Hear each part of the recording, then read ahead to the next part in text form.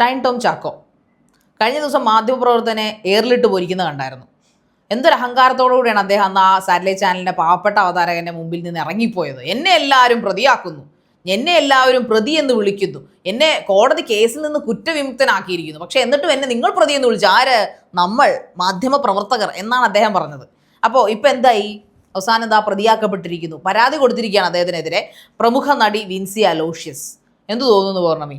അല്ല, ഈ ഒരു ലഹരി അല്ലെങ്കിൽ സിനിമാ മേഖലയിലെ ലഹരി ഉപയോഗം അല്ലെങ്കിൽ ഉപയോഗിക്കുന്ന ആളുകൾ, ഉപയോഗിക്കുന്ന നടന്മാർ എന്നൊക്കെ പറയുമ്പോൾ സ്വാഭാവികമായിട്ടും ഏതൊരു സാധാരണക്കാരനെയും മനസ്സിലേക്ക് ആദ്യം ഓടിയെത്തുന്ന ഫേസുകളിൽ ഒരാളാണ് ഈ പറയുന്ന ഷൈൻ ടോം ചാക്കോ. അത് മറ്റൊന്നുകൊണ്ടല്ല, അത് വേറൊന്നുമല്ല. ഇപ്പൊ അദ്ദേഹം കൊക്കൈൻ കേസിൽ നിന്നൊക്കെ മുക്തനായിരുന്നല്ലോ. പക്ഷെ എന്നിരുന്നാലും ഒരുപാട് ഇന്റർവ്യൂസിൽ പ്രത്യക്ഷപ്പെടുന്ന ഒരു നടനാണ് ഷൈൻ ടോം ചാക്കോ എന്ന് പറയുന്നത്. അതായത് സാറ്റലൈറ്റ് എന്നല്ല, ഓൺലൈൻ എന്നല്ല, അത്യാവശ്യം നല്ല രീതിയിൽ തന്നെ എല്ലാവർക്കും അഭിമുഖങ്ങൾ കൊടുക്കുന്ന ഒരു വ്യക്തിയാണ്. അത് പല രീതിയിൽ, ചിലതൊക്കെ മര്യാദക്കായിരിക്കും, ചിലത് ഡിസ്റെസ്പെക്ട്ഫുൾ ആയിട്ടുള്ളതും ഉണ്ടാവാറുണ്ട്. പക്ഷെ അപ്പോഴൊക്കെ ഇത് കേൾക്കുന്ന, കാണുന്ന ഏതൊരാൾക്കും മനസ്സിലാവും ഈ ആള് ഒരു പക്ഷേ ഇങ്ങനെയുള്ള എന്തെങ്കിലും ലഹരി വസ്തുക്കൾ ഉപയോഗിച്ചിട്ടുണ്ടാവാം, ശേഷമായിരിക്കാം. തീർച്ചയായിട്ടും നോർമൽ അല്ല. കാരണം അത് മറ്റൊന്നും കൊണ്ടല്ല, ആ ഒരു സംസാര രീതി കൊണ്ടാണ്. മറ്റു പലരും ഇന്റർവ്യൂ കൊടുക്കുന്നവരുണ്ട്, ഇന്റർവ്യൂ നമ്മൾ കാണാറുണ്ട് സ്ഥിരമായിട്ട്. പക്ഷെ ഇതുവരെ ആരും ഇത്രയും ഒരു എന്താ പറയാ, ഉറങ്ങി തൂങ്ങി അല്ലെങ്കിൽ കുഴഞ്ഞ് എങ്ങനെ ഇരിക്കുന്ന രീതി എന്ന് വെച്ചാൽ പറയുന്നത് പുള്ളി മലയാളി അല്ലെന്ന് ചിലപ്പോൾ എനിക്ക് തോന്നുന്നു. വെച്ചാൽ മലയാളമോ അല്ല ഇംഗ്ലീഷോ അല്ല സംസാരിക്കുന്നത്. ആ പരുവത്തിനിരുന്നാണ്, ക്ലാരിറ്റി ഇല്ല, നമ്മള് ക്ലാരിറ്റി ഇല്ലാതിരുന്ന് സംസാരിക്കും. പിന്നെ ചോദിക്കുന്ന ചോദ്യങ്ങൾക്കല്ല പുള്ളി മാറും. പുള്ളി ഒരു ഡിക്റ്റേറ്റർഷിപ്പാണ്. ഇപ്പൊ തന്നെ കഴിഞ്ഞ ദിവസം സാറ്റലൈറ്റ് ചാനൽ ഇന്റർവ്യൂവിൽ പുള്ളി ഇരുന്ന് പറയുന്നത് മുഴുവൻ ഡിക്റ്റേറ്റർഷിപ്പാണ്. പുള്ളിക്കാരൻ വളരെ സട്ടിലായിട്ടുള്ള ചോദ്യങ്ങൾ ചോദിക്കുന്നു, മറുപടി പറയുന്നത് എന്തോ മയക്കുമരുന്നിനെ കുറിച്ചുള്ള ക്ലാസ് ആണ് പുള്ളി എടുക്കുന്നത്. അതായത് മയക്കുമരുന്നിനെ കുറിച്ച് ഇങ്ങനെയൊക്കെ റിപ്പോർട്ട് ചെയ്യാൻ പാടുള്ളൂ, ഇങ്ങനെയൊക്കെ റിപ്പോർട്ട് ചെയ്യാൻ പാടില്ല, ഭാവിയിൽ തന്നെ ഇനിയും ഇതിനകത്ത് പ്രതി ചേർക്കപ്പെട്ടേക്കാം അല്ലെങ്കിൽ തന്നെ പേര് വരും എന്നുള്ള ഐഡിയ ഉള്ള പുള്ളിയോട് മറ്റേ ആ സുൽത്താന, അതായത് മയക്കുമരുന്ന് കേസിൽ കാരിയറായ പറഞ്ഞ ഒരു കാര്യമുണ്ട്. തസ്ലീമ സുൽത്താന എന്ന് പറഞ്ഞ കാരിയറിനെ പിടിച്ചു കഴിഞ്ഞപ്പോൾ അവരുടെ ചാറ്റ് ഹിസ്റ്ററിയിൽ നിന്ന് കിട്ടിയതാണ് ശ്രീനാഥ് ഭാസിക്കും ഷൈൻ ടോം ചാക്കോയ്ക്കും ഞാൻ ലഹരി കൊടുത്തിട്ടുണ്ട്. അവർക്ക് കൊടുക്കാൻ വേണ്ടിയിട്ടാണ് ഈ 2.5 കോടിയുടെ സാധനങ്ങൾ. അതിൽ അവരും ഉണ്ട്, ബാക്കിയുള്ളവരുടെ പേരൊന്നും അവർ പറഞ്ഞിട്ടില്ല. അപ്പോഴും ആ ചോദ്യവും ഇങ്ങനെ ഇൻഡയറക്റ്റ് ആയിട്ട് അവതാരകൻ ചോദിച്ചപ്പോൾ ഷൈൻ ടോം പറഞ്ഞ മറുപടി, അത് നിങ്ങൾ അവളോട് പോയി ചോദിക്കണം, അത് എന്നോടല്ല ചോദിക്കേണ്ടത് എന്നായിരുന്നു ഷൈൻ ടോം പറഞ്ഞത്. അവളോട് ചോദിച്ചതിനാണ് അവൾ മറുപടി പറഞ്ഞത്. അതിന്റെ തെളിവാണ് ഇപ്പോൾ കിട്ടിയത്. അപ്പൊ ഹൈബ്രിഡ് കഞ്ചാവ് താങ്കൾ ഉപയോഗിക്കുന്നുണ്ട്, ആ കഞ്ചാവ് ആയിരിക്കണം ചിലപ്പോൾ സെറ്റിൽ ഉപയോഗിച്ചില്ല എന്ന് ആർക്കറിയാം? അതൊക്കെ ഇനിയിപ്പോൾ ഇയാളെ പിടിച്ചാലല്ലേ അറിയാൻ പറ്റത്തുള്ളൂ. അതെ, അത് മാത്രമല്ല ശാരിക, ഇപ്പം വിൻസി അലോഷ്യസ് എന്ന് പറയുന്ന നടിയുടെ ഒരു പ്രസ്താവന അല്ലെങ്കിൽ ആ ഒരു വെളിപ്പെടുത്തലിന്റെ പശ്ചാത്തലത്തിലാണല്ലോ ഈ കോലാഹലങ്ങളെല്ലാം നടന്നുകൊണ്ടിരിക്കുന്നത്. അപ്പൊ കഴിഞ്ഞ ദിവസം അവരൊരു ലൈവിൽ വരികയും അല്ലെങ്കിൽ ഒരു സ്റ്റേജ് ഷോയിൽ പോയി ഇതുമായി ബന്ധപ്പെട്ട് സംസാരിച്ചപ്പോൾ ചില നിലപാടുകൾ അവർ വ്യക്തമാക്കിയിരുന്നു. അതായത് ലഹരി വിരുദ്ധ ക്യാമ്പയിന് പോയപ്പോൾ താൻ ഇനി ലഹരി ഉപയോഗിക്കുന്ന തന്റെ സഹപ്രവർത്തകൻ ആരുമായിക്കോട്ടെ അവരുടെ കൂടെ അല്ലെങ്കിൽ അവർ ചെയ്യുന്ന സിനിമയിൽ താൻ അഭിനയിക്കില്ല എന്ന ഉറച്ച നിലപാട് അവരെടുത്തിരുന്നു. അതുമായി ബന്ധപ്പെട്ട് ചില വിമർശനങ്ങളും അല്ലെങ്കിൽ സംശയങ്ങളും വന്നപ്പോൾ അതൊന്ന് ക്ലാരിറ്റി ചെയ്യാൻ വേണ്ടി അവർ അടുത്തൊരു വീഡിയോയുമായിട്ട് വന്നു. അവരുടെ വ്യക്തിപരമായ ജീവിതത്തിൽ അവരെന്ത് ചെയ്യുന്നു എന്നുള്ളത് വിൻസിക്ക് അല്ലെങ്കിൽ ആർക്കും ബാധകമല്ല. പക്ഷേ വർക്കറായിട്ട് അല്ലെങ്കിൽ സഹപ്രവർത്തകരായിട്ട് ജോലി ചെയ്യുന്ന സമയത്ത് തൻ്റെ ഒപ്പം അഭിനയിക്കാൻ വരുന്ന ഒരാള് ലഹരി ഉപയോഗിക്കുകയാണെങ്കിൽ ആ ആളുടെ കൂടെ അഭിനയിക്കില്ല എന്നവർ തീർത്ത് പറഞ്ഞത്. ഇതുമായി ബന്ധപ്പെട്ട് പല സംഘടനകളും ഇവർക്ക് സപ്പോർട്ടുമായിട്ട് വന്നിരുന്നു. തുറന്നു പറയാൻ കാണിച്ച ധൈര്യത്തെയും എല്ലാം ഒത്തിരി അഭിനന്ദിച്ചിരുന്നു. പക്ഷേ ഇവരൊരു പരാതി തരുവാണെങ്കിൽ നടപടി സ്വീകരിക്കും. ഈവൻ അമ്മ എന്ന് പറയുന്ന ഓർഗനൈസേഷനിൽ ഇവർ മെമ്പർ അല്ല എങ്കിൽ കൂടിയും പരാതി തന്നു കഴിഞ്ഞാൽ നടപടി എടുക്കുമെന്ന് പറഞ്ഞിരുന്നു. പല ഭാരവാഹികളും ഇതുമായി ബന്ധപ്പെട്ട് വിൻസിയെ ബന്ധപ്പെട്ടിരുന്നു.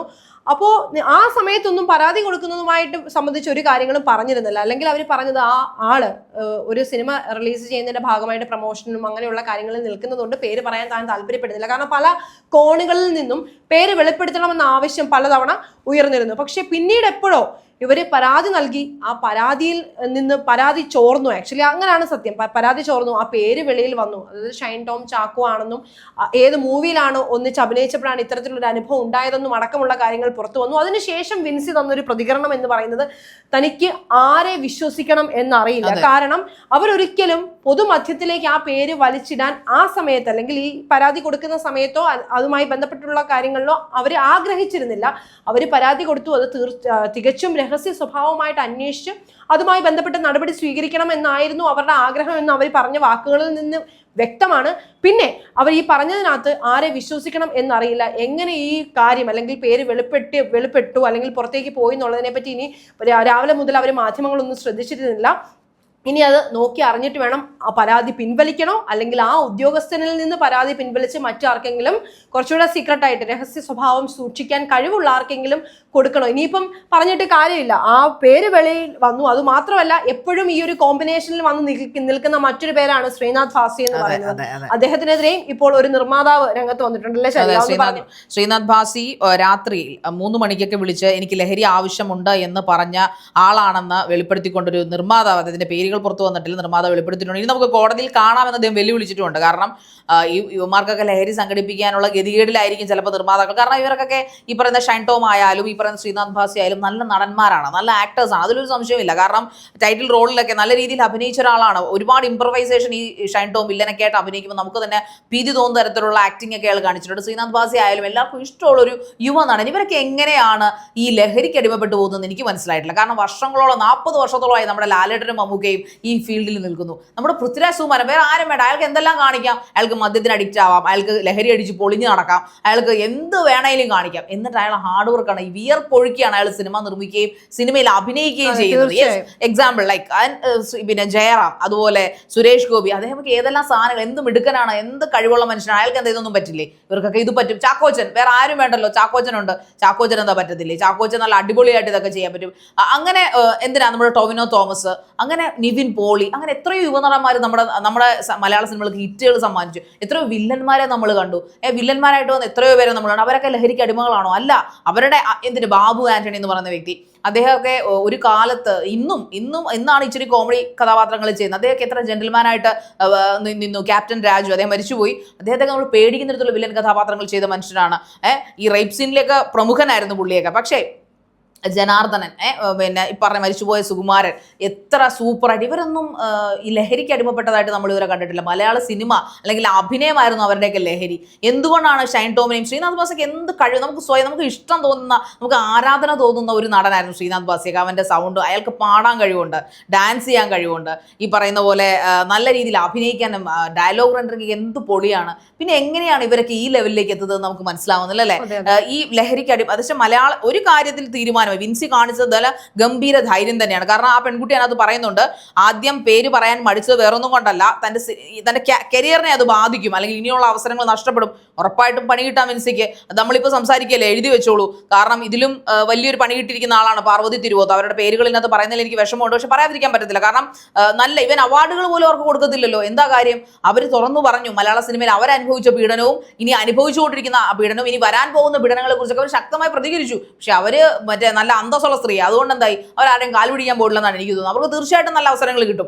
അത് തന്നെ ആയിരിക്കാം ഒരു പക്ഷേ പാർവതി തിരുവോത്തിന്റെ ആ ഒരു വരി ചിലപ്പോൾ വിൻസിക്ക് സംഭവിച്ചേക്കാം. കാരണം വിൻസി പറഞ്ഞു, ഷൈൻ ടോമിനെ കുറിച്ച് പറഞ്ഞു. പക്ഷെ ഒരു മയക്കുമരുന്ന് കേസായതുകൊണ്ടാവാം, പെണ്ണ് കേസ് അല്ലാത്തതുകൊണ്ടാവാം, എന്തായാലും അമ്മയും പ്രൊഡ്യൂസേഴ്സ് അസോസിയേഷനും ഫിലിം ചേംബറും അങ്ങ് ഘോഷയാത്രയായിട്ട് വിൻസി അങ്ങ് സപ്പോർട്ട് ചെയ്തു. അതിൽ നമുക്ക് സന്തോഷമുണ്ട്, മാധ്യമപ്രവർത്തകർക്ക് സന്തോഷമുണ്ട്. കാരണം സാധാരണ അവർ മിണ്ടത്തില്ല, മമ്മൂഞ്ഞികളായിട്ടിരിക്കും, ഒന്നും മിണ്ടുകയല്ല. പക്ഷേ ഇപ്രാവശ്യം ആദ്യമേ തന്നെ കയറി ഒരു തമ്പടിച്ചു.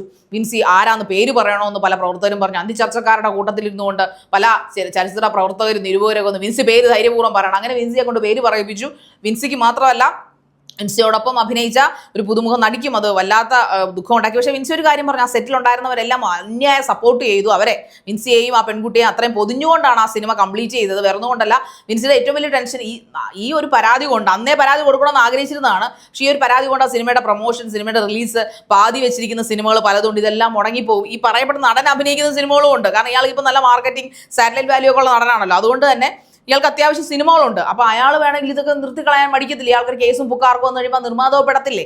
അത് ഓർത്തിട്ടാണ്, അങ്ങനെയൊക്കെ ഫ്യൂച്ചറിസ്റ്റിക് ആയിട്ട് ചിന്തിച്ചുകൊണ്ടാണ് വിൻസി പരാതിപ്പെടാറുണ്ട്. പക്ഷേ ഇങ്ങനൊരു അലിഗേഷൻ, ഒരു പക്ഷേ സൈബർ ബുള്ളിങ് വല്ലാതെ കൂടിയപ്പോൾ ആ ഇമോഷന്റെ പുറത്താണെങ്കിൽ വിൻസി ഇതെല്ലാം തുറന്നു പറയാൻ കാണിച്ചൊരു ധൈര്യം, അതിനെ അപ്രീഷിയേറ്റ് തന്നെ ചെയ്തേ പറ്റൂ. കാരണം ഇനി ഇത് പെണ്ണ് വിഷയവും വ്യഭിചാരവും ഈ പറയപ്പെടുന്ന പോലെ മയക്കുമരുന്നും എല്ലാം ഈ കലാ ഇൻഡസ്ട്രിയിൽ നിന്ന്, മലയാള സിനിമ എന്ന ഇൻഡസ്ട്രിയിൽ നിന്ന് തുടച്ചു നീക്കണം. പൂർണ്ണമായിട്ടും മാറിയില്ലെങ്കിലും ഒരു കുറേ അധികമെങ്കിലും ഒരു അടിച്ചുവാരി തുടപ്പ് വളരെ അത്യാവശ്യമാണ് മലയാളം ഫിലിം ഇൻഡസ്ട്രിയിൽ. കാരണം ഇല്ലെങ്കിൽ ഒരുപാട് നല്ല തുവാനത്തുമ്പികളും കിലുക്കവും ചിത്രവും ഒക്കെ ഉണ്ടായ ഒരു മലയാള ഫിലിം ഇൻഡസ്ട്രി ഏറ്റവും താഴേക്ക് പോയിക്കൊണ്ടിരിക്കും. കാരണം കന്നഡയും തെലുങ്കും ഒക്കെ ടോപ്പ് നോച്ചിൽ പോയിക്കൊണ്ടിരിക്കുകയാണ്. RRRും കാന്താരയും ഒക്കെ എടുത്ത് അവരങ്ങ് കയറി പോവുകയാണ്, ഓസ്കാർ ലെവൽ വരെ എത്തി. പക്ഷെ അതിനേക്കാളും കലാമൂല്യങ്ങളുള്ള കഥാകാരന്മാരും തിരക്കഥാകൃത്തുമുള്ള മലയാള സിനിമ ഇന്നും എങ്ങും എത്താതെ കിടക്കുവാണ്. 1-2 കലാകാരന്മാർ മാത്രം കുത്തിപ്പൊങ്ങി നടന്ന് കയറ്റുന്നുണ്ട് നമ്മുടെ പേര്. അത് പോരല്ലോ, നമുക്ക് എല്ലാ തുറകളിലും മുന്നേറണ്ടേ? അത് മുന്നേറാത്തതിന്റെ കാരണം പെണ്ണും കള്ളും മയക്കുമരുന്നുമായിരുന്നു എന്ന് തെളിഞ്ഞല്ലോ.